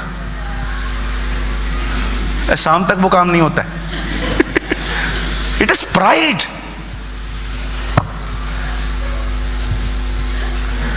कुछ भी, ये क्या है, कहां से घुसी है ये बातें हम लोगों में? रिमेन हम्बल, नम्र बनिए। जब भी लोग आपका विरोध करें, आलोचना बर्दाश्त कर लो, कोई आंसर मत दो, एक दिन खुदा आपको खड़ा कर देगा। आप जानते हो बाइबल क्या बताती है? उस बंदे को पकड़ा गया, उसको खड़ा किया गया, इतना लंबा व्यक्ति, हैंडसम, और ऐसा भी नहीं है कि वो कोई फालतू आदमी था, यहां वहां से आया था। नो नो नो नो, उसके पास काम था, वो अपने बाप की बकरियां चराता था। वो बकरियां गुम हो गई, उनको ढूंढने के लिए निकला। और जानते हो बाइबल क्या बताती है? वो एक राजा बना, पर आहिस्ते आहिस्ते वो परमेश्वर पर निर्भर होने के बगैर वो अपनी विजडम पे आ गया। ये बहुत डेंजरस काम है कि परमेश्वर की लीडिंग पर नहीं, पर खुद की बुद्धि के ऊपर आ जाना कि ये ऐसा होना चाहिए, ये ऐसा होना चाहिए, ये ऐसा होना चाहिए। No, this is not a Christian life. एक दिन उसे एक लड़ाई लड़नी थी, उस लड़ाई में एक याजक को बलिदान करना था, इसने खुद ही कर दिया। और सैमुएल आया और सैमुएल उसको बोला ये क्या किया? जानते हो क्या बोलता है? बोलता है प्रजा के लोग यहां वहां हो रहे थे, तुझे आने में लेट हो रही थी तो लोग घर लौट रहे थे। आप सोचो, वो इतना वीक था कि लोगों के प्रेशर में आके गलत निर्णय लेता था कि अगर मैंने ये निर्णय लिया जो सबकी नजर में ठीक नहीं है लेकिन प्रभु की नजर में ठीक है तो ये नाराज हो जाएंगे, चलो प्रभु आप नाराज हो जाइए, मैं आपको खुश कर देता हूं। कितना रॉन्ग है ये। इसी वजह से हमारी कलीसियाओं में आज खुदा कम दुनिया ज्यादा घुसी है। अब जानते हो उसके बाद क्या हुआ? एक समय ऐसा आया, परमेश्वर इस व्यक्ति से फेड अप हो गया। प्रभु ने कहा इसको निकालो, नहीं चाहिए मुझे ये व्यक्ति। सेकेंड टाइम नोहा के बाद ये वर्ड आया बाइबल में कि मैंने इसको राजा बना के पछताया है। इंग्लिश में ऐसा लिखा है, परमेश्वर ने स्वयं को सॉरी कहा, खुद को, कि सॉरी मैंने ये क्या कर दिया, मैंने कैसे आदमी को राजा के लिए चुना। अब जानते हो उसके बाद बाइबल क्या बताती है? ये होने के बाद परमेश्वर ने सैमुएल को बोला अपनी कुप्पी ले। उस कुप्पी को उसने लिया और कहा दाऊद का अभिषेक कर दे। उसने दाऊद को अनॉइंट किया, अब दाऊद राजा बन गया। नो डाउट वो फिल्म में नहीं आया, वो सामने नहीं आया, वो अच्छे से जानता था सिर्फ अनॉइंट होने से सब कुछ नहीं होता, एक कॉल भी है खुदा का, वो भी आना चाहिए। और जानते हो उसके बाद क्या हुआ? वो बना रहा। अब सुनिए जो मैं आपको समझाना चाहता हूं इस वचन के ऊपर। बाइबल ऐसा बताती है उसका अभिषेक होने के बाद भी वो एवरी डे जैसे वो काम पे जाता था वैसे गया, वो चरवाही करने लग गया। और एक दिन उसके बाप ने कहा ये खाना ले, और ये खाना जाके अपने भाइयों को देकर आ। और जैसे वो खाना देने के लिए वहां पर गया तो उसने क्या देखा? एक बहुत लंबा चौड़ा एक व्यक्ति जिसका नाम गुलायत था, वो वहां से खड़े होकर एक पहाड़ से इजरायलियों को गंदी गंदी गालियां दे रहा था। जब उसने ये सब देखा तब उसने, उसके बड़े भाई ने, जो उसका एक भाई था, उसने उसको कहा तू यहां पर क्यों आया है? मैं जानता हूं तू यहां पर क्यों आया है, तेरे मन की बुराई तुझे ले आई है। अननेसेसरी वो लोग दाऊद को डांट रहे थे, लेकिन जानते हो दाऊद के लिए क्या लिखा है? ऐसा लिखा गया है कि दाऊद ने वहां से मुंह मोड़ दिया और दाऊद आगे गया, किसी और से बात करने लग गया। बहुत ध्यान से सुनना इसको। दाऊद कुछ भी तैयारी करके नहीं गया था, वो जस्ट खाना देने के लिए गया था। जैसे हम लोग भी कई बार अपने फैमिली मेंबर्स को खाना देने के लिए जाते हैं, वो खाना देने के लिए गया था। उसने ये सब देखा तो उसे बिल्कुल पसंद नहीं आया कि कोई प्रभु को और उसके लोगों को गालियां दे रहा है। और वो वहां पर खड़ा हुआ और उसने एक व्यक्ति से पूछा, ये उसके भाई ने बोला यहां पर क्यों आया है? और लिखा है दाऊद फिर गया। फिरने के बाद दाऊद एक और व्यक्ति से मिला और दाऊद उससे पूछने लगा ये है कौन? बोला ये गोलायत है। अब देखिए, अब वो एक तीसरे व्यक्ति से मिल रहा है, शाऊल से। शाऊल उसको बोल रहा है क्या हुआ? बोलता है राजा घबराइए मत, मैं जाऊंगा, मैं लड़ूंगा इससे। और शाऊल उसे एक बात कहता है, बोलता है सुन, तू बच्चा है। और वो तब से फाइटर है जब से वो बच्चा था। ऐसा एग्जैक्ट नहीं लिखा गया है, एग्जैक्ट ऐसा लिखा गया है तू तो लड़का है और वो लड़कपन से योद्धा है। लेकिन इसका सिंपल ट्रांसलेशन है तू तो बच्चा है और वो तब से योद्धा है जब से वो बच्चा था। मतलब अब सोच वो क्या होगा। दाऊद ने इसको भी नहीं सुना। दाऊद ने अपने हाथ में कुछ पत्थर लिए और दाऊद वहां पर गया और दाऊद ने उसका सामना किया। और बाइबल ऐसा बताती है एक पत्थर मारा गया जिसकी वजह से वो नीचे गिरा और दाऊद ने उसकी गर्दन काटी। अब मैं आपसे एक सवाल पूछता हूं, मैं जानता हूं आप सब ये स्टोरी जानते हैं, मैं आपसे एक सवाल पूछता हूं, ध्यान दीजिएगा। दाऊद के अंदर इतना हया कहां से आया? आप भी जानते हो, मैं भी जानता हूं, दाऊद नहीं लड़ा था। हो ही नहीं सकता कि एक 17 साल का लड़का इतने बड़े जाइंट को हरा दे। कोई वो चीज थी उसके पीछे जिसने उसका साथ दिया था। मैं आपसे पूछना चाहता हूं, कभी आपने इस बारे में सोचा कि दाऊद के पास इतना हयाव? मैं आपको सच कहता हूं, मैं एवरी डे प्रभु को कहता हूं, प्रभु मुझे खाना बाद में चाहिए पर करेज पहले चाहिए। आप जानते हो आपका पहला खाना, योर फर्स्ट थिंग, आपको जो पहली चीज आपको जो जरूरत है वो खाना नहीं है, वो है बोल्डनेस, हया, फेथ। मैंने कितने लोग देखे हैं जिनके पास अच्छा खाना बनता है, मीट बनता है, वेज बनता है, सब बनता है, खाना एंजॉय नहीं कर पाते। जानते हो क्यों? डिस्टर्ब है। मैंने ऐसे भी लोग देखे हैं जिनके पास बहुत सादा खाना बनता है बट बड़े अच्छे से वो खा लेते हैं क्योंकि वो करेज है। इसीलिए यीशु ने कहा मनुष्य रोटी से नहीं परंतु परमेश्वर के मुंह से निकले गए वचन से जिएगा। पहली चीज जो आपको जिंदगी में आगे बढ़ने के लिए चाहिए वो है करेज। मैं जिस दिन भी अपने अंदर करेज नहीं पाता, ट्रस्ट मी, मैं उस दिन प्रचार नहीं करता। मैं अपना माइक, मेरे एक असिस्टेंट पास्टर हैं, मैं उनको देके उनको बोलता हूं मैं नीचे बैठूंगा, दिनेश भाई को मैं बोलता हूं तू प्रचार कर भाई। वो मुझसे पूछते हैं भाई क्यों, आप क्यों नहीं कर रहे हो? मैं उनको एक आंसर देता हूं, I am not in rest. कुछ है मेरे अंदर जो मुझे डिस्टर्ब कर रहा है और ये लेकर मैं प्रचार नहीं कर सकता। जब मैं प्रीच कर रहा हूं तो मेरे अंदर एक सन्नाटा, एक शांति, एक सुकून होना चाहिए ताकि मैं लीड समझ पाऊं। मैं आपको भी एक सलाह देता हूं, याद रखना, अगर आप वीजा अप्लाई करते हैं, होम लोन निकाल रहे हैं, शादी कर रहे हैं, ये लाइफ के बहुत बड़े डिसीजंस होते हैं।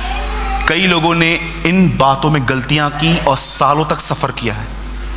रॉन्ग मैरिज, वीजा, या तो बड़ा घर लेने के लिए कहां से लोन उठाना।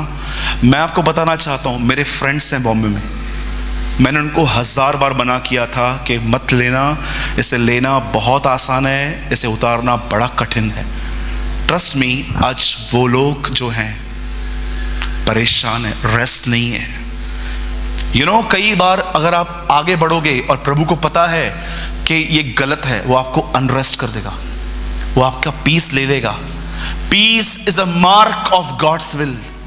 याद रखना, अगर आप कभी भी आगे बढ़ते समय अगर अपने अंदर शांति महसूस नहीं कर रहे हैं, आगे मत बढ़ना, बिल्कुल भी नहीं, क्योंकि ये एक साइन होता है कि परमेश्वर आपको रोक देता है, रुको, आगे मत बढ़ो, कुछ गलत है।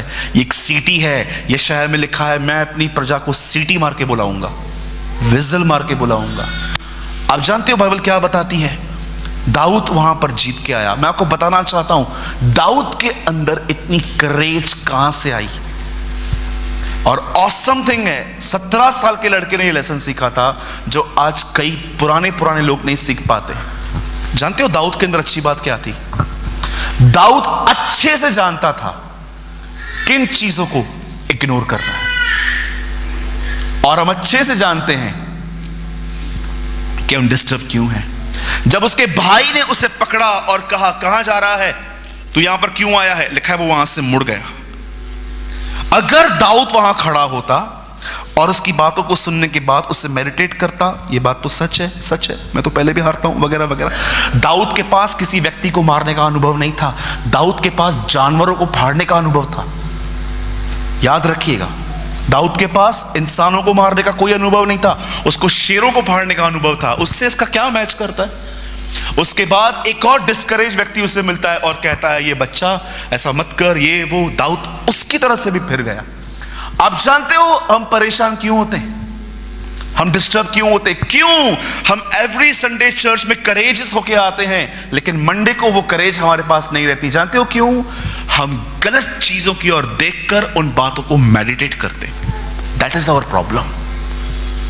कई लोग तो चर्च में बैठे रहेंगे ना, ऐसे बैठे रहेंगे, हालेलुया हालेलुया, जय मसीह की जय मसीह। इससे अच्छा तो आओ ही मत, दूसरों को भी डिस्करेज करते हो इधर आके। कभी कभी आपने देखा है कुछ लोग इतने बर्फ की तरह चिंता जमी हुई रहती है उनके अंदर, बैठे भी रहेंगे ना।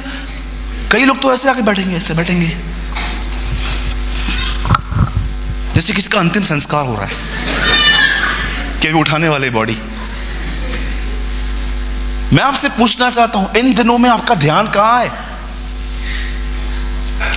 हमारी सबसे बड़ी मुसीबत यह नहीं है कि लोग हमारे लिए कुछ बोलते हैं, हमारी सबसे बड़ी मुसीबत यह है, हम उन पे ध्यान देते। हमारी सबसे बड़ी दिक्कत है, उस बात पे इतना ध्यान देते हैं, मेरे को बोला, ऐसे बोला, ऐसे बोला, सोच सोच के। मेरी एक कजिन है, वो थोड़ी सी मोटी है। मैंने उसको एक दिन मस्ती में कह दिया, मोटी, और नेक्स्ट डे जिम ज्वाइन किया, जिम पे भागने लग गई। भाग रही थी, नेक्स्ट जाके बोलती है, सूरज आज कैसे लग रही हूं? मैंने बोला, मेरे को खुश करने के लिए तूने जिम ज्वाइन किया? बोलती है, हाँ तूने मुझे मोटी कहा, मैं रात भर सो नहीं पाई हूं, मैं रात भर इंच टेप लेके नाप रही थी, कल 36 आ 34 आएगा, 34 आएगा, और मैं दौड़ने लग गई। अरे आप क्यों ध्यान देते हो इतना? बोलने दो ना उनको जो बोलना है। आपके कलीग्स आपके लिए क्या बोलते हैं, फैमिली आपको क्या बोलती है, हो सकता है आप वैसे नहीं हो जैसे वो आपको बोलते हैं। दाऊद के अंदर वो करेज क्यों बनी थी? दाऊद जानता था उसे कहां फोकस करना है। आपके पास हो सकता है इस बात का नॉलेज हो, फरीसी क्या है, हो सकता है आपके पास ये नॉलेज है कि सबत का दिन क्या है, हो सकता है आपके पास ये ज्ञान है कि बहनों को दुपट्टा कैसे पहनना चाहिए। आपके पास सारे नॉलेज हैं, पर क्या आपको इस चीज का नॉलेज है कि खुदा ने आपको नॉलेज दिया है किन चीजों की ओर निहारना है, किन चीजों की ओर नहीं निहार। परमेश्वर से मांगो, उसे पूछो, खुदा मुझे टीच कर। पौलुस क्या कहता है, जो बातें हो गई उन्हें भूलकर मैं आगे की ओर दौड़ता हूं। उसे पता था कि उसे कहां देख के दौड़ना है। आपकी करेज, आपका हियाव, आपकी ताकत बहुत बार नकारात्मक शब्द खा जाते हैं। आपको क्या लगता है, जहां पर मैं सेवा करता हूं वहां पर क्या हर एक के अंदर मेरे लिए अच्छे विचार होंगे? क्या मैं नहीं जानता हूं कि कुछ लोग मुझसे मिलते हैं, मुझे भाई कहते हैं, मुझे पास्टर कहते हैं, लेकिन मैं बहुत अच्छे से जानता हूं कि पीठ के पीछे वो लोग कुछ और बोलते हैं। पर ट्रस्ट मी, मैंने कभी किसी पे ध्यान नहीं दिया, कभी भी नहीं। कुछ समय पहले मैंने ब्लड टेस्ट करवाया अपना। मेरे ब्लड टेस्ट में मुझे हाइपोथायराइड दिखाया, मेरी शुगर बहुत हाई लेवल पे थी, मेरे अंदर बहुत सारी चीजें दिख रही थी। मेरी मम्मी, मैंने बोला, माँ क्या हुआ? इतनी गंदी रिपोर्ट आई है तेरी। मैंने कहा, अब आई है, अब क्या करें? मैंने कहा, अब क्या करें? सोचें बैठ के और परेशान करें कि एक्सरसाइज करना स्टार्ट कर दूं, खाने पीने पे ध्यान दूं। वो तो तेरे को करना पड़ेगा ना, तो वो ही तो करना है जो तू कर रही है। वो क्यों कर रही है तू? आप मेरी बात समझ रहे हो? आपके पास प्रॉब्लम है ना, सोचो ना इसमें से बाहर कैसे आऊंगा। सोचते क्यों रहते हो आप? करो। हम लोग घंटों भर बैठते हैं, आपको अच्छे से पता है क्या है इसका निकलने का रास्ता। हम निकलते नहीं है, हम सोचते रहते हैं। 2 दिन के बाद हम उठते हैं और सबको बोलते हैं प्रार्थना करना, प्रार्थना करना, प्रार्थना करना, प्रार्थना करना, प्रार्थना करना। लास्ट में हमको लगता है हमें भी कर लेनी चाहिए प्रार्थना, और फिर हम दुआ करना स्टार्ट करते हैं। How are you? मैं आपसे पूछना चाहता हूं, क्या आपने अपने फोकस को मेंटेन करना सीखा है? आप मुझे कभी भी बैड मूड्स में नहीं देखोगे, कभी भी नहीं। चैलेंज करता हूं मैं, आप कभी भी नहीं। आप 4 बजे रात को मुझे उठाओगे ना और कहोगे ना, प्रभु सूरज भाई इस वचन का मतलब क्या है, मैं बड़ा हंस के आपको आंसर दूंगा कि बाइबल बताती है समय और असमय तैयार रहो। मैं आपसे पूछना चाहता हूं, आप कैसे हैं? कहां ध्यान है आपका? अरे मेरे हाथ रखने से कुछ नहीं होगा। मैं एक मीटिंग में था, सब लोग मुझे देख रहे थे, मुझे ऐसा लगा कि लोग कितना अच्छे से सुन रहे हैं। मीटिंग पूरी हुई, सब आ गए, ओ हाथ रख दो, हाथ रख दो, हाथ रख दो, हाथ रखो। लास्ट में हाथ ही इतना दर्द करने लग गया। हमारे चर्च में एक ब्रदर आते हैं, मैं आपको सच्ची बताता हूं, उनके यहां से बाल गुम है। आगे से वो बहुत अच्छे हैं, पीछे से उनके बाल गुम है। तो एक बार मैंने उनसे पूछा, भाई आपके बाल क्यों गुम है? बोला, पास्टर जी इतने लोगों से हाथ रखवाया है, बाल ही गुम हो गए। क्या होगा मेरे हाथ रखने से, मेरे पैर रखने से? क्या होगा? क्यों आप इस ट्रेंड में चलते हो? I was in Punjab, Gurdaspur last year. एक व्यक्ति आया, उसे 2000 का नोट लिया, मेरे पॉकेट में डाल के बोलता है, प्रॉफिट जी भविष्यवाणी तो कर दो। मैंने बोला प्रॉफिट किसको बोला पहले ये बता। एक बहन आई, साथ उसका 3 दिन पहले पैदा हुआ बच्चा मेरे सामने लाई। प्रॉफिट जी, हाँ बोलिए, प्रेयर करो। बोला हाँ। तो मैंने उनसे पूछा, बहुत अच्छा है आपका गुड्डू, तो क्या नाम रखा है? Profit Samuel. मेरे साथ एक भाई थे, वो मुझे देख रहे थे, यार हम तो अभी तक भाई बने हुए, ये प्रॉफिट कैसे बन गया? मैंने कहा इधर चलता है सब, ये बना देते, बगैर प्रभु से पूछे बना देते, प्रॉफिट हो गए। आप डिसाइड करते हो आपको क्या बनना है। अरे मुझे पास्टरी भी प्रभु ने 6 साल के बाद दी थी। इतना घसा प्रभु ने मुझे, इतना तोड़ा, फैमिली के थ्रू तोड़ा, रिश्तेदारों के थ्रू तोड़ा, चर्च के लोगों के थ्रू तोड़ा, सीनियर्स के थ्रू तोड़ा। आप 2 दिन में बन गए। बुलाहट हमेशा ऊपर से आती है। क्या लिखा है बाइबल के अंदर? यह वह तेल है जो हारून के सिर से उंडेला गया। हमेशा अभिषेक सर से आता है, बदन से नहीं। वो ऊपर से नहीं है तो अभिषेक नहीं हो सकता। I want to just share one thing last, एक आखिरी चीज जो मैं आपको समझाना चाहता हूं, वो ये है, अगर आपके पास समस्या है, अगर आपके पास कुछ प्रॉब्लम है, हो सकता है फाइनेंशियल लैक हो, आपके पास उतने पैसे नहीं हैं जितने आपके बिल्स होते हैं, इतने बड़े बड़े, इसको देना है उसको देना है। हो सकता है कि आप बॉडी के अंदर कोई बीमारी में हो। कुछ ऐसी बीमारियां भी होती हैं बहनों की जो सबसे शेयर नहीं की जा सकती हैं। या आप में से कोई ऐसा है जिसके नेबर अच्छे नहीं हैं, आप यहाँ से शिफ्ट होना चाहते हो पर आपके पास उतना पैसा नहीं है। सुनिए, हर एक के पास प्रॉब्लम है। आप अकेले व्यक्ति नहीं हो इस दुनिया के अंदर। इवन मैं आपको बताना चाहता हूँ, एक बाइबल का सबसे स्पिरिचुअल व्यक्ति था पौलुस, उसके पास भी प्रॉब्लम था। वो खुदा को कहता है यहाँ पर कोई मुझे मार रहा है, शैतान का एक दूत मुझे घूंसे मारता है ताकि मैं फूल न जाऊं। उसके पास भी प्रॉब्लम थी। आप मुझे एक बात बताइए, आपके पास जो कुछ भी है वो आपके सोचने से सॉल्व थोड़ी ना होगा। कभी आपने इस बारे में सोचा? इंसान 950 साल जीते थे पहले। इवन मैं आपको बताऊं, अगर आप आज से 6000 साल पहले आदम से मिलते और समझो वो 200 साल का होता, तो पता है 200 साल का व्यक्ति भी आपको उन दोनों में ऐसा बोलता, अभी तो मैं बच्चा हूं। बच्चे हो? कितनी उम्र है? 200 साल। 200 साल इतने 200 साल का व्यक्ति आपको ऐसा बोलता। बड़ी अद्भुत बात है ना ये। पहला आदम था, दूसरा आदम यीशु मसीह था। बहुत ऑसम थिंग है। पहले आदम ने बचपन नहीं देखा था, दूसरे आदम ने बुढ़ापा नहीं देखा। Awesome thing. जब मैं इस कलाम को पढ़ रहा था, मैंने कहा प्रभु, आदम ने कभी बचपन नहीं देखा और यीशु ने कभी बुढ़ापा नहीं देखा, क्योंकि यीशु जानता था मसीह में कोई बुढ़ा होता ही नहीं है। सब जवान बने रहते हैं, राइट। मैं हमेशा कहना चाहता हूं, अगर आप ओल्ड हैं फिर भी ये बिलीव कीजिए कि आप इनसाइड 30 हैं।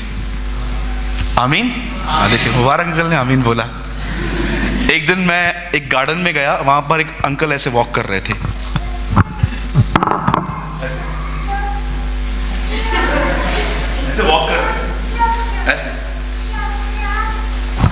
मेरे अच्छे दोस्त हैं, हम जब वॉक करने जाते तो वो मिलते हैं मुझे। तो मैंने उनको बोला, अंकल, हाँ सूरज, अंकल आप इतने बुढ़े हो कैसे कर लेते हो? उन्होंने बोला, बुढ़ा तेरा बाप। मैंने कहा ये क्या इज्जत का फड़ोदा बना दिया आपने। तो मैंने उनको ऐसे ही बोल दिया, अंकल आप इतने बुढ़े हो, आप करते कैसे हो? तो उन्होंने मुझे बोला, बुढ़ा तेरा बाप। तो फिर आके मुझे बैठ गए, फिर ऐसे हाथ फैला रहे थे। उन्होंने मुझे एक सीक्रेट बताया, बोला सुन, मैं बुढ़ा हूं पर मेरे माइंड ने इसे एक्सेप्ट नहीं किया कि मैं बुढ़ा हूं। मैं यंग हूं, इसलिए मैं यंग की तरह चलता हूं। उस दिन मैं इस बात को लर्न कर पाया, आप क्या एक्सेप्ट करते हैं यहाँ पर, इट्स सो मच इंपॉर्टेंट। इसीलिए बाइबल मुकद्दस कहती है सबसे अधिक अपने मन की रक्षा कर, क्योंकि जिंदगी यहीं पर है। सूत्र वही है, इंग्लिश में लिखा गया है, आज जो तेरे विचार हैं कल वैसे तेरा जीवन बनेगा। आपके थॉट्स आपकी लाइफ को शेप देंगे। अब जरा सोचिए, क्यों दाऊद गोलियत से लड़ पाया, क्यों उसके पास करेज थी। 5 पत्थर लेके गया था वो, सिर्फ 5। उसका ये भी बिलीव नहीं था कि 5 में 1 तो लगेगा ना, उसका ये बिलीव था 5 से तो मरेगा। 2 शमूएल में लिखा है गोलियत के और 4 भाई थे, दाऊद एक्चुअली 5 को मारने निकला था कि एक नहीं, आज सब जाएंगे मेरे हाथ से। इतनी करेज एक लड़के के अंदर सिर्फ इस वजह से थी, वो जानता था उसे किन चीजों की ओर नहीं निहारना है। मैं कभी कभी सोचता हूं, अगर मैं वहां होता तो मैं क्या करता।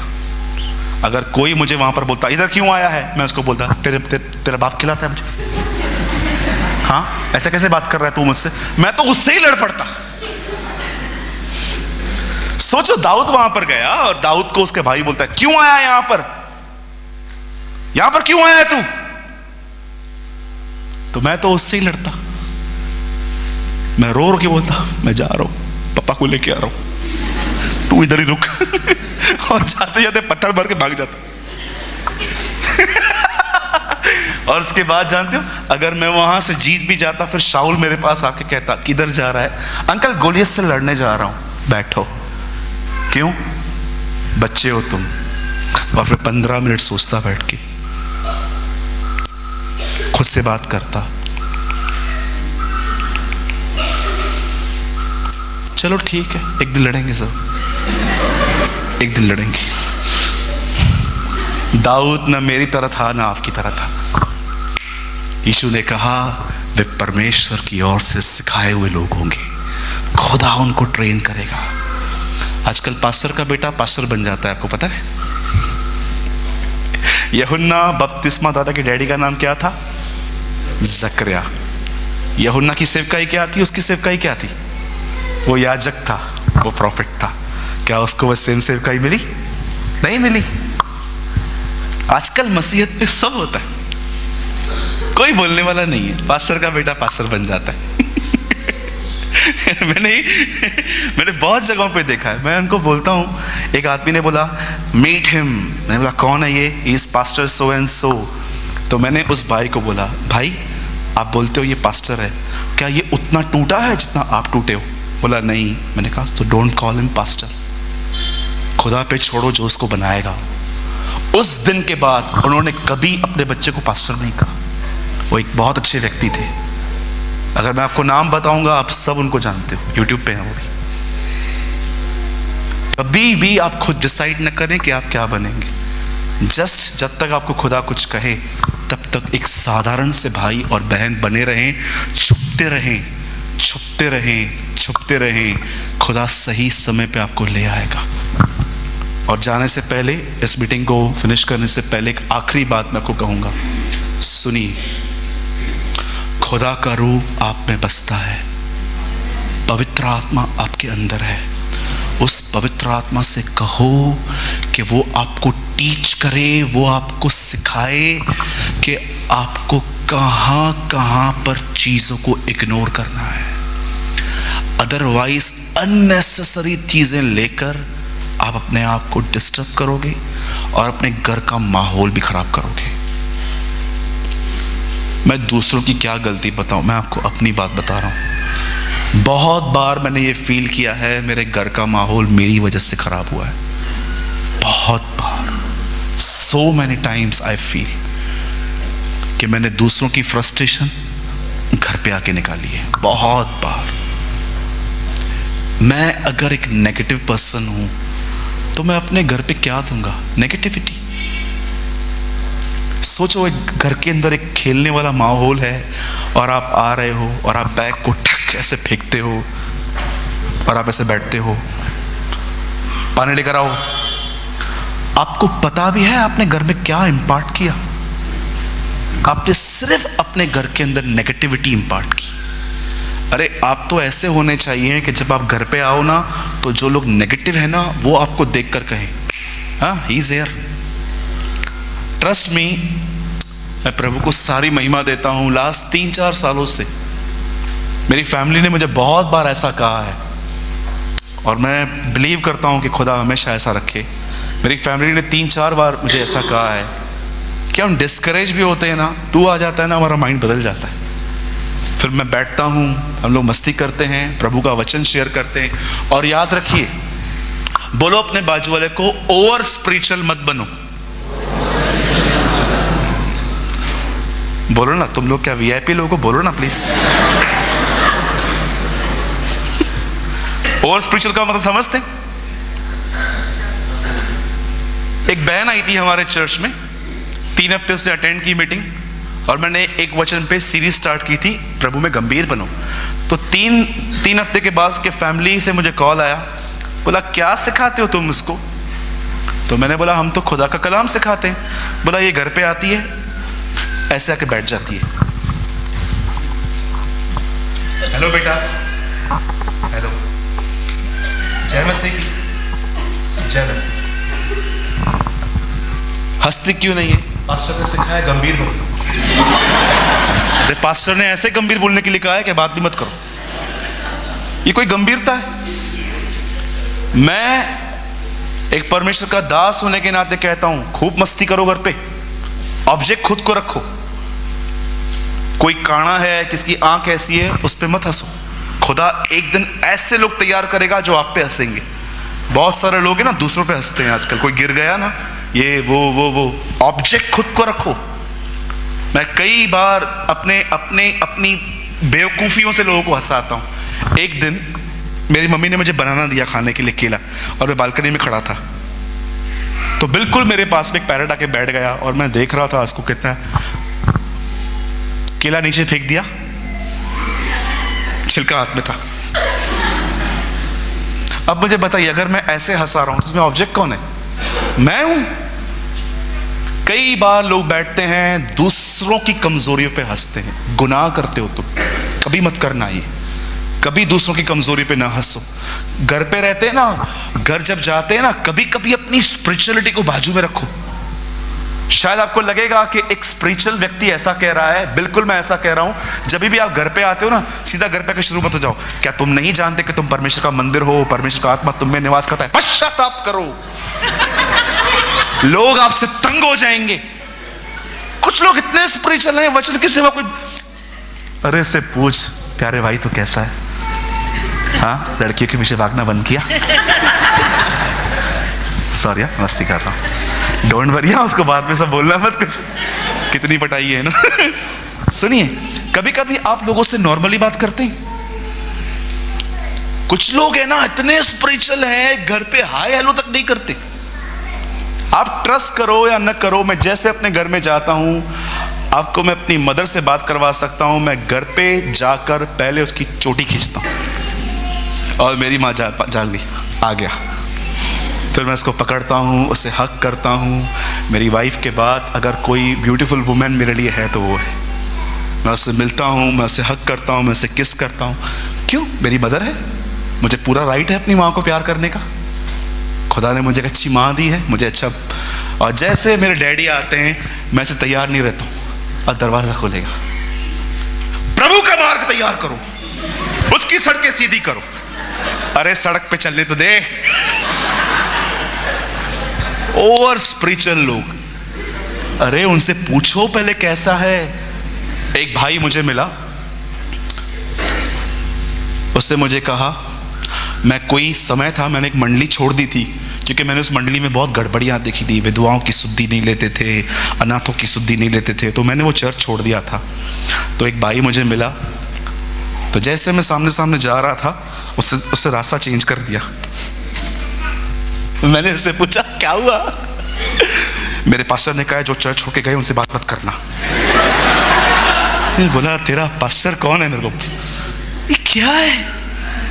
अरे वो हमारे भाई हैं, वो हमारी बहनें हैं, आप ऐसे इतने स्पिरिचुअल। एक पास्टर ने टीच किया था अपने चर्च को, दूसरे चर्च के बिलीवर से बात करोगे तो आपका अभिषेक चला जाएगा। मैंने कहा एक्चुअली पास्टर तुम्हारा अभिषेक चला गया। Actually you are losing your anointing. ऐसा ना करें। वचन किस समय वचन कहें? जब परिवार से मिलते हैं तो उनसे पूछिए वो कैसे हैं, काउंसिल कीजिए उनको। मैं अपनी फैमिली को काउंसिल करता हूँ। कई बार जब मेरी बड़ी सिस्टर मेरे पास आती है, उसका मेरा नेफ्यू आता है, मेरा नेफ्यू कई बार मुझसे आके पूछता है, मामा मैं 7 साल का हूँ, एक लड़की मेरे को स्कूल में लाइन मारती है, मैं कैसे बचूं? ट्रस्ट मी, रिसेंटली हम लोग बात कर रहे थे घर पे। हम लोग हमेशा घर के अंदर स्पिरिचुअल थिंग्स नहीं, नॉर्मली भी बात करते हैं। और कई बार जानते हो, हस्बैंड और वाइफ के झगड़ों में हस्बैंड क्या बोलता है,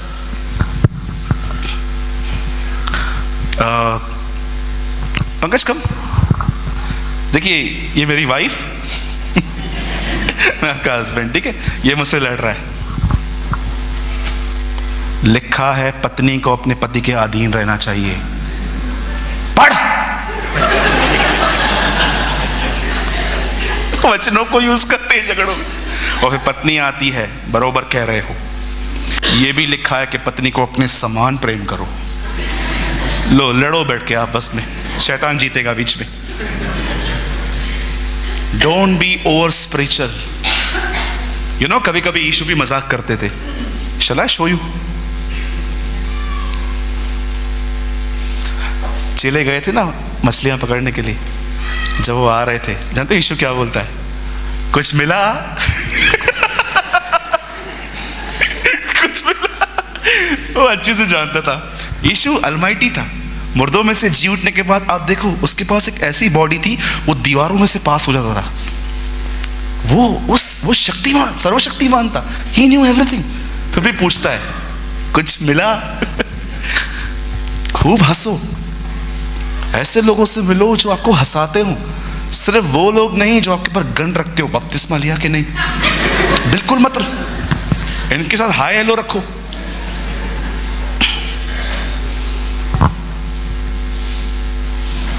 बोलो यीशु मसीह की yes.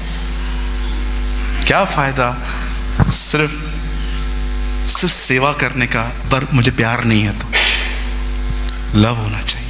Love is important, love is kind, love is patience. ठीक है? कितने लोग आज के बाद ये प्रार्थना करेंगे, पवित्र आत्मा मुझे टीच कर हाउ टू फोकस। आप स्टूडेंट हैं, समझिए, पढ़ाई करते हैं, आप पढ़ाई करो ना। ये क्यों सोचते हो ये पेपर में आएगा कि नहीं आएगा, आएगा कि नहीं आएगा? आप जो पढ़ रहे हो उसमें भी आप डल हो जाते हो। फिर मैं यीशु के नाम से कहता हूं, पढ़ाई करो बहुत, आप पढ़ो और प्रभु से प्रार्थना करो, प्रभु मुझे फेवर देना, जो मैं पढ़ रहा हूं ना वही पेपर में आए। और वो आएगा, लेकिन आएगा नहीं आएगा, आएगा नहीं आएगा, आएगा नहीं आएगा। राइट? पति अगर मॉर्निंग में बैड मूड से निकला है तो ये मत सोचो कि रात को आए तो मैं बताऊंगी। आप अपने आप को ऐसा बनाओ कि अगर वो डिस्टर्ब भी हो ना, आपको देखकर वो पिघल जाए। बी लाइक क्राइस्ट, मसीह की तरह जियो। आज हर जगह ये प्रचार है, ये मिलेगा, वो मिलेगा, वो मिलेगा। अरे लाइफ बिल्ड करनी है, पहले ये तो सोचो। डिवोर्स क्यों हो रहे हैं आजकल? कैरेक्टर की वजह से हो रहे हैं। लोग क्यों अलग हो रहे हैं? कैरेक्टर की वजह से हो रहे हैं। लोग क्यों परेशान हैं? कैरेक्टर की वजह से। पैसा तो बहुत कम है, इश्यूज तो एक्चुअली ये है। आप बॉम्बे में चलिए मेरे साथ, मेरे दोस्त हैं 4-5 लाख रुपया महीना कमाते हैं, बहुत परेशान है वो। मैं आपको ऐसे भी लोगों से मिला सकता हूं जो 10-15 हजार रुपया महीना कमाते हैं, बहुत खुश हैं वो लोग। क्यों खुश हैं वो? ये लोग क्यों दुखी हैं? सब कुछ पैसों से नहीं होता। मैं मानता हूं पैसा बहुत कुछ है, पर मैं ये बिल्कुल नहीं मानता कि पैसा सब कुछ है। पैसा पैसे की जगह काम आता है, परिवार है। ओके? मैं चाहता हूं आप सब बाइबल बंद करो, और एक आखिरी इंस्ट्रक्शन जो मुझे प्रभु ने कहा था आप लोग को देने के लिए, वो ये है। लिसन,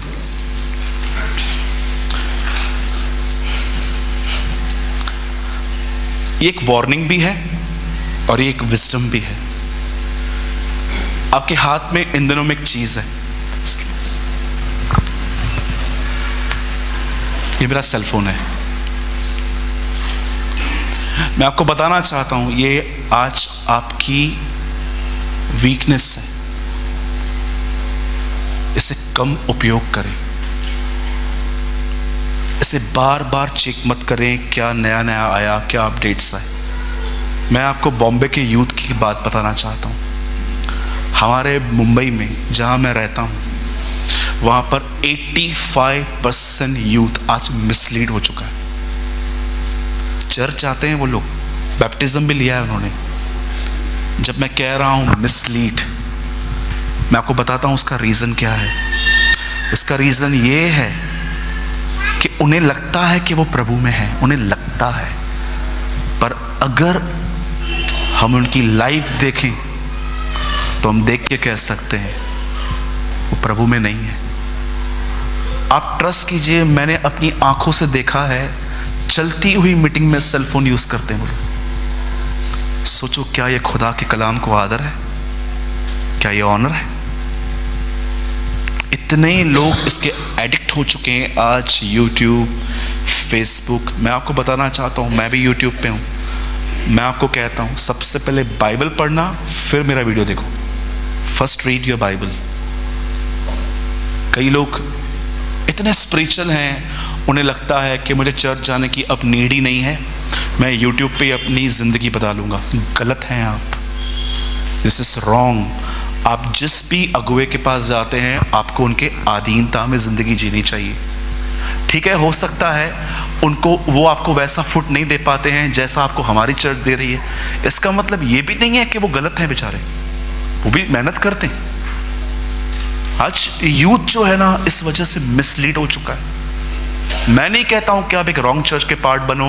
मैं हमेशा लोगों से कहता हूं, काश हमारे पास दोपहर में टाइम होता तो मैं आपके साथ क्वेश्चन आंसर्स करता, लेकिन हमारे पास ना समय नहीं है। मैं हमेशा लोगों के इस क्वेश्चन का आंसर देता आया हूं। मैं रिसेंटली रायपुर में था, तो वहाँ के यूथ ने मुझसे पूछा कि सूरज भाई,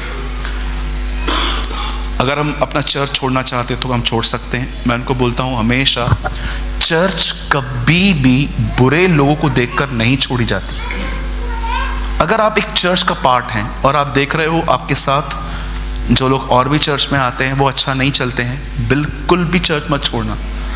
चर्च तब छोड़ी जाती है जब लीडरशिप रॉन्ग हो, जब लीडर ही गलत लीड कर रहा है तो फिर उस चर्च के बचने की कोई उम्मीद ही नहीं बची। जब लीडरशिप गलत होती है तो मैं आपको कहूँगा डोंट गो, क्योंकि लीडरशिप ही गलत है। अगर लीडर आपको क्राइस्ट की तरफ नहीं फेर रहा तो मुझे नहीं लगता है कि आपको वहाँ जाना चाहिए। लेकिन अगर आप ऐसा देख रहे हो कि लोग अच्छे नहीं हैं, don't leave your church, continue जाओ, प्रेयर करो। अगर आप चाहते हो उनके बीच में बदलाव आए, आप में आएगा तो उनमें भी आएगा। बदलाव रुकता नहीं है, वो फ्लो होता है, वो बहता है। ठीक है, तो मैं इतना कहूँगा, आप फेसबुक यूज़ करो, भले ट्विटर यूज़ करो, व्हाट्सएप यूज़ करो। ट्विटर यूज़ कर सकते हैं आप, लेकिन इन चीज़ों के गुलाम मत बनिए। होल डे बस इन्हीं चीज़ों में रहना, इन्हीं चीज़ों में रहना। खुदा इस बात का गवाह है, मैं 11 o'clock के बाद अपना फ़ोन कभी यूज़ नहीं करता। कितने भी इंपॉर्टेंट मैसेज आने दे, पड़ा रहेगा। क्यों? वो परिवार का समय है, सारा दिन बस इसमें ही रहेंगे हम। मैं बॉम्बे में एक फैमिली के पास गया, बेटा था, वो माँ से पूछ रही थी,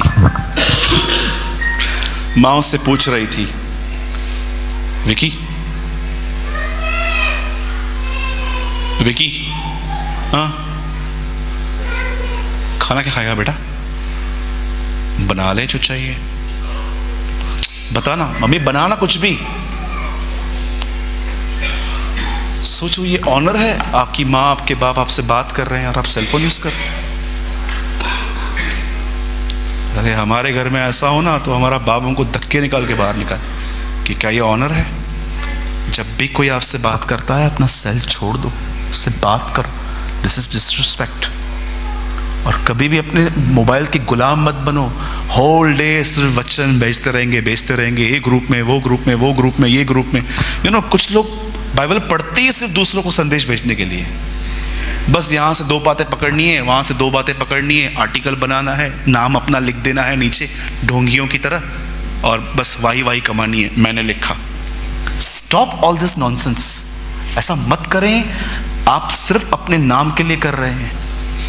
डिसिप्लिन बनाएं, कभी भी आपके मम्मी पापा आपसे बात करते हैं, आपके घर के आपके बड़े आपसे बात करते हैं, इसको साइड में रखो, उनको सुनो और लेट नाइट तक इन्हें यूज़ मत करो। ये आपके लिए बहुत अच्छा है। मेरी आंखों की नज़र बहुत वीक है। आंटी बंद कर दीजिए ना, डिस्टर्ब हो रहा है सबको। मुझे आज भी पता है, मैं जब 24 का था, 25 का था, मेरी मम्मी मुझे हमेशा बोलती थी इसे कम यूज़ कर। नहीं मानी मैंने बातें। आज मेरी आंखों की नज़र बहुत वीक है। मैं कभी कभी सोचता हूँ काश मैंने उनकी बात मानी होती। तो मैं आपको अपनी मिस्टेक्स में से टीच कर रहा हूँ। इससे ऑक्यूपाइड मत रहिए, दुआ में रहिए, कलाम पढ़ते रहिए, फास्टिंग कीजिए, अपने पास्टर को कॉल करके पूछिए प्लीज़ मेरे लिए कुछ काम है तो मुझे बताइए। चर्च में अंदर एक्टिव रहिए, होल डे इन पे मत रहिए, ये आपकी स्पिरिचुअल लाइफ के लिए अच्छा है। और एक और चीज़ कहूँगा, किसी से भी ज़्यादा रिटन वर्ड्स में बात मत कीजिए। कोई अगर गलत बंदा होगा ना तो वो उनका मिसयूज़ कर सकता है। हाँ, अगर एक राइट पर्सन है, एक अच्छे व्यक्ति हैं जिनको आप जानते हो, उनसे बात करना ठीक है, लेकिन किसी भी बंदे से ज़्यादा रिटन वर्ड्स में बात न करें। यह आपके भविष्य के लिए अच्छा नहीं है। ठीक है? कितने लोग समझ रहे हैं मेरी बातों को? मैं आपको बचाने की कोशिश कर रहा हूँ। हाँ, मुझे किसी से कोई इशू नहीं है। ठीक है, तो हम यहाँ पर इसको ख़त्म करते हैं।